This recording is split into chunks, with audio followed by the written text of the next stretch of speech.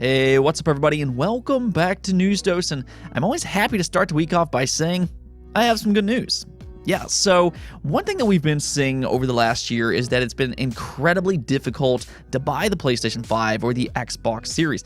Yeah, you might have your money ready to go, but actually finding these consoles in stock, that's been a problem, but, well, something happened today that might make it just a little bit easier to get the Xbox Series and the PlayStation 5, so we're going to go over that today. Now, also, it appears that a big game was uncovered coming from a very talented studio that I think fans are going to really enjoy. In fact, this is coming from one of the most popular franchises, period, so we're going to go over that one as well. To start the video off, though, I'm actually going to be talking about Kena Bridge of Spirits. Kena Bridge of Spirits is set to launch tomorrow on September 21st for the PlayStation 4, PlayStation 5, and PC. Now, from the very first moment Kena Bridge of Spirits was revealed, it drew in a lot of attention because, I mean, when you take a look at this game's art style, it visually looks stunning. It very well might possibly be one of the best looking games that's coming out right now because it's got that Pixar-esque style of graphics. In terms of animations, it just looks really, really good. But outside of that, there's a lot of question marks that surrounds Kena Bridge of Spirits. Luckily, some of those questions did get answered today, though. First off, this is set to be a digital-only release on September 21st, and I know some fans were disappointed about that, but the good news is that they did announce a physical edition today that will be coming sometime in November. Yeah, unfortunately, there will be a little bit of an extra wait there, but it will debut at $50 US, so if you're interested in that, I will leave a link to Maximum Games' website below. Now, there also seems to be this concern among the community that Kena Bridge of Spirits might not be as good as it looks. Again, visually this game looks absolutely stunning, but because we haven't really seen too much when it comes to this game outside of that original reveal, there has been some concern. You would have thought that PlayStation would have showcased this at some of their events, but for whatever reason, they haven't really done much of that. And then to just kind of top things off, Ember Labs, the studio behind Kena Bridge of Spirits, didn't send out review codes to a lot of media outlets, and fans look at that as kind of a sign that maybe there's some problems with this game. Now, I don't necessarily look at it that way. I tend to be a little bit more optimistic with my view on things. And here's the thing. They did just release a new launch trailer today that just kind of reveals more on its story, its gameplay, and just everything. And I still think this game looks really good. I think the gameplay looks fun. The story sounds really interesting. The animations, of course, are absolutely gorgeous. And I mean, based off the trailer that we saw today, I still think this one does look interesting. Let me know what you all think about this game in the comments below, though. Are you going to pick this one up, or are you waiting for reviews first? Now, here's another one of those games that's getting a delayed physical release. I mean, it does seem like this has been happening with a lot of games here recently, but yes, Eastward did launch last week on September 16th on the Nintendo eShop digitally. So far, it seems like fans and critics are both really liking this game a lot. It currently has an 84 overall score on Metacritic, and now it's also launching to a ton of success. Now, this is something that I did note last week, but I think that Eastward has the potential of being the next big indie darling. Seems like every year there's a couple of games that releases that just kind of takes the industry by storm, being an independent game, and I think Eastward very well might be one of those games. In fact, thanks to Ezreal over on Twitter, we can see here that Eastward tops the eShop charts in multiple regions. You can see here Eastward is the number 2 most downloaded game in Canada. It's number 1 in France, number 2 in Germany, number 5 in Italy, number 5 in Japan, number 15 in Mexico, number 3 in Spain, number 2 in the UK, and then number 2 in the United States. That is absolutely excellent, especially for a small independent game. You know, these smaller independent games, they don't get a ton of coverage or a ton of publicity, so when you see a game like this launch with that amount of success, you know they're doing something right. And based off of the reception I've seen with this game so far, you can kind of see why they've been so successful early on. So big congrats to the developers that worked on Eastward. Now, with that in mind, if you want to pick this game up, you can pick it up on the Nintendo eShop or PC digitally right now. But as I noted before, they did just confirm a partnership with I Am 8-Bit, which will be making a physical version of this game. Now, they haven't announced a release date or anything like that just yet, but if you do want to remain patient, you can opt out and do that instead. You also have the option of importing a physical version from Japan over at Play Asia, and that will release this November, so keep that in mind. Let's go ahead and talk about the Xbox Series X and the PlayStation 5 for a moment, though, because even though these consoles are about a year old, they are still incredibly difficult to get, and this is for a multitude of reasons. One being, these are just very hot items right now. They're in high demand, and a lot of people want to buy these. So anytime these consoles go on sale, everybody's kind of rushing in to pick these items up as quick as they possibly can. So you're battling it out with a lot of customers. But then there's also scalpers. Scalpers have been a major problem where they try to buy up as many consoles as they can so they can then go sell them for above market price on the secondhand market. And then there's the fact that right now, for the most part, these consoles are only being sold online. This has created a lot of problems, including scalpers and bots. But what typically happens is if you want an Xbox Series X or you want a PlayStation 5, one of these consoles will go up on sale at one of these retailers, and then everybody just kind of hammers that website all at once. And these websites are just not prepared for that much incoming traffic, and you'll be lucky to even get the console in your cart. And then if you get it in your cart, you'll be lucky to actually check out. I've dealt with this multiple times in the last year myself, and while I was lucky enough to get the platforms that I wanted, it was never a fun experience. And because of all that, there has been some fans out there wanting these consoles to be sold in stores as well. And, hopefully that could actually solve some of the problems that people's been having. And well, the good news is that actually sounds like that will happen as early as this week. Now, this is according to Tech Radar, which says that they can confirm for the first time in 2021, Best Buy will sell PlayStation 5 and Xbox Series X consoles in stores, according to multiple sources. Now, this is yet to be confirmed by Best Buy themselves, but we also have Matt Swider over on Twitter, which does a great job at tracking stock for the PlayStation 5 and the Xbox Series X, and he says that Best Buy will have consoles at select stores Thursday, September 23rd, and so far, what he's being told is that it'll work like their graphics card stock. Now, if that's the case, from my understanding, the way that would work is that Best Buy managers will end up distributing paper tickets to queuing customers at a specific time. Now, in order for this to probably work, they'll probably have to notify customers some way that they will be having some in-store stock. I can't imagine that they would just randomly put them in stores. So I would expect some kind of an official announcement before they put these in actual stores.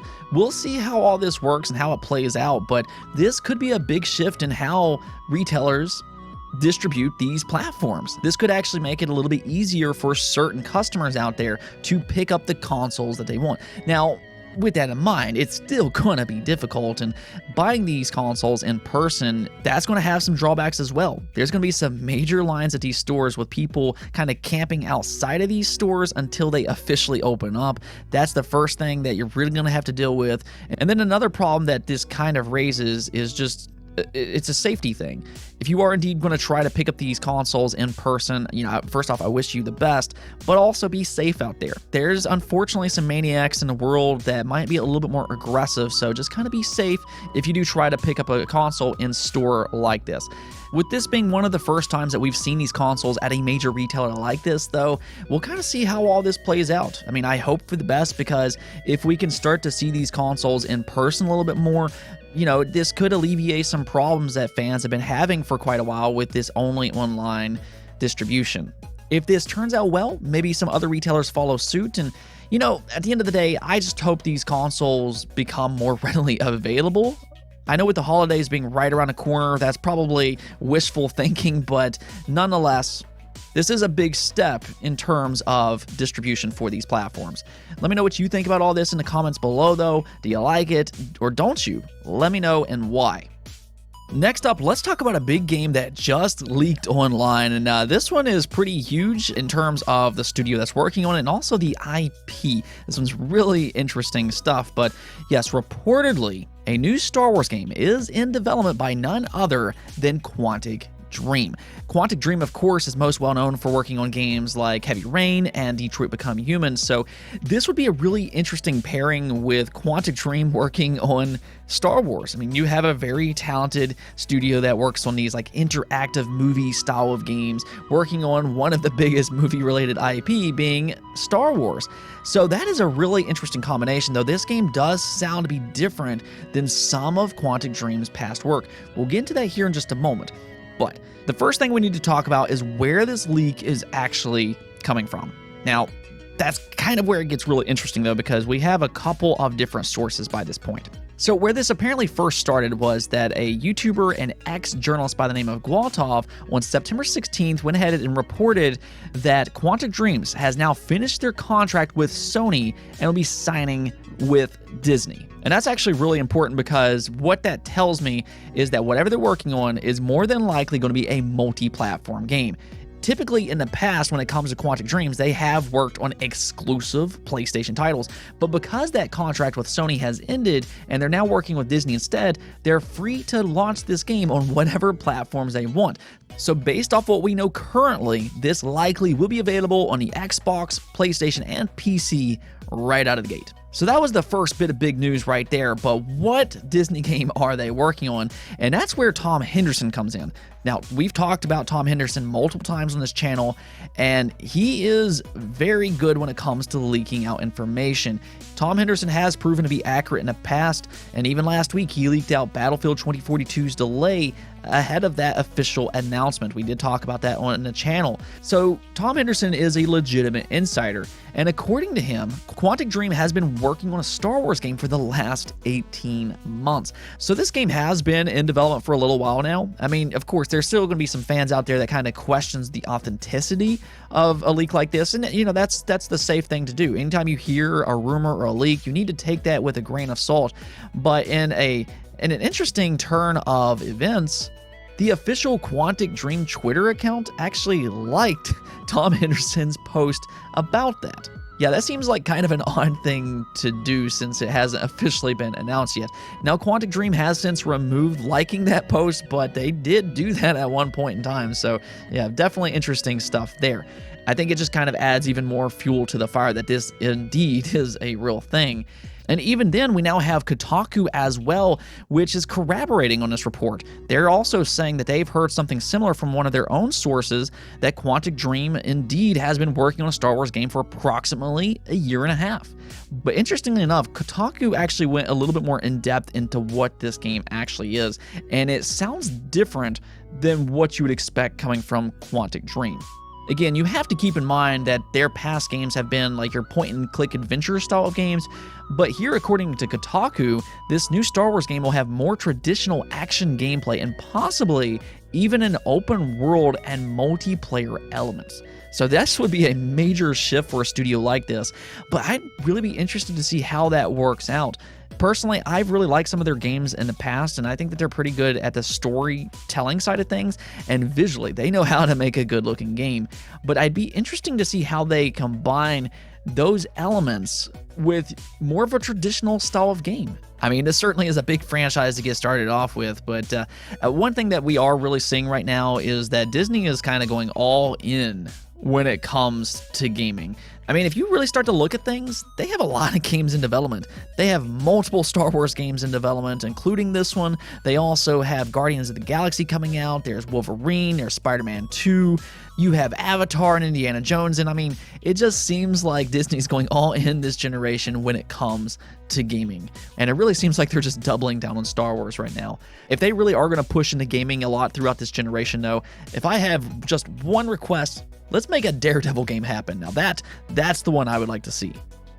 On to our final topic of the day, though, and this is going to make you Undertale fans out there happy. I know Undertale fans can be very passionate about that game, and well, the Undertale creator decided to go ahead and release Deltarune Chapter 2 completely free of charge. Yeah, this one's actually available right now as it released last Friday, and again, it is completely free. This announcement really kind of came out of nowhere. Chapter 1 did release a couple years ago, and then he just decided to go ahead and release Chapter 2, and he decided to make it free because some of the ongoing problems across the world.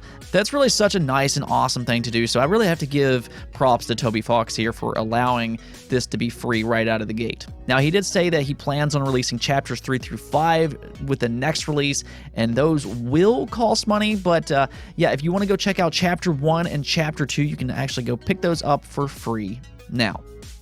And onto the poll of the day, I wanted to ask you all the never-ending debate about which one do you prefer, Japanese RPGs or Western RPGs? Now, obviously, they're both RPGs at the end of the day, but they do play different, and they do have completely different atmospheres. When it comes to JRPGs, you have your big franchises like Final Fantasy and Dragon Quest, whereas with your Western RPGs, you have games like Fallout and Skyrim. So, they play quite a bit different, and they offer very different atmospheres, and the way they approach their characters, it's just all very different. Now, you have some games like Dark Souls, which there's always going to be that argument, is a Western RPG or is a JRPG? Well, technically it was developed in Japan, so it's technically a JRPG, but it does have some similarities with Western RPG. So that's kind of where the debate comes in there. I'm not going to get into all of that today. I'm just going to stick with it's technically a JRPG. But I wanted to see what you all do like the most, and, well, 39% of you all voted for Western RPG, 25% voted for JRPG, and then 26% voted for both equally. So there you have it. It does seem like most of you all like Western RPGs, but it does seem like a large portion of you like JRPGs as well, with up to 51% of you voting for either JRPG or both equally. I thought the most interesting thing, though, was just kind of the comments below, because you all gave your reasons on why you like JRPG or Western RPG more. It was really interesting to read through some of that, but one thing that I did kind of notice in the comments was that some of you all said that maybe JRPGs are a little bit too niche, where you just can't connect with their stories and characters for some reason or the other. And I was kind of like that at one point in time until the PlayStation Vita. That console and the games that released on that kind of changed my mind, and I'm now a really big JRPG fan. Now, I like both Western RPGs and JRPGs. It really just depends on my mood, but I will say that I think JRPGs have excellent stories and characters just all around. Just looking back on it, a lot of these JRPGs that's released in recent years have gone down as some of my favorite games, period. They do have these fantastical worlds, these great characters, these really good stories, and I just feel like that there's not a lot of games like them, and I think that if you do them right, they can be really special. So really, at the end of the day, I do like both, whether it be something like The Witcher or something like Final Fantasy. I think that they're both special in their own way. Anyways, though, that's it for this episode, but if you liked the video, don't forget the bell notification and subscribe button for more content just like this. Also, if you'd like to support the channel through Patreon, thank you for making this content possible. Peace out.